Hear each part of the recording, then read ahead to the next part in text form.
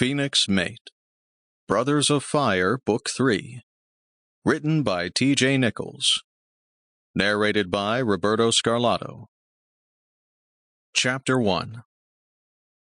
There were so many moving pieces, Kaine Lenoir didn't know if he'd be able to solve the puzzle the shadow board had created. It was becoming the thing that kept him up at night, that chewed at his consciousness every waking moment. There was a way to stop them. There always was.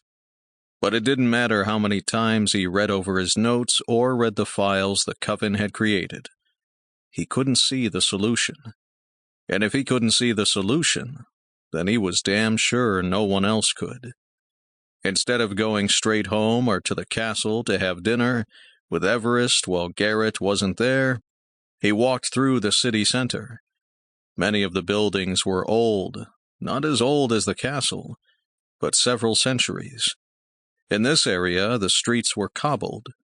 This was the street that often ended up in holiday photos and tourist calendars and postcards. But that wasn't what he was seeing as he walked. How many times had he walked along the street over the centuries?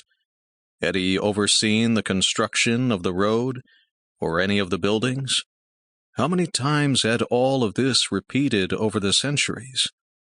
The shadow board, by a different name, trying to expose paranormals to humans.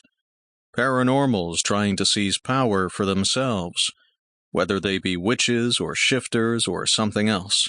Even paranormals like to forget that more than just witches and shifters existed. Most of them would shit themselves if they came face to face with a ghoul.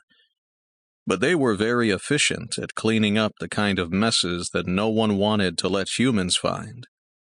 The cold mountain air chilled his cheeks and fingertips, but he didn't shove his hands into the pockets of his leather jacket. If anyone attacked, he'd be too slow to free his hands. A year ago, the idea of being attacked in his own bloody country would have been laughable. A year ago, the shadow board had been a whisper, a rumor, a society of blue-blooded witches from England. Now they were anything but shadows, and he was jumping. They'd sent someone to kill Gerrit because they wanted Everest on the throne. For the moment, he had given them what they wanted because he wanted to see what they'd do next. He wanted to control what information they got. In England, Dalmon, as a head of the Coven, was following up on his own information. Kaine hadn't worked this closely with... Sample complete. Ready to continue?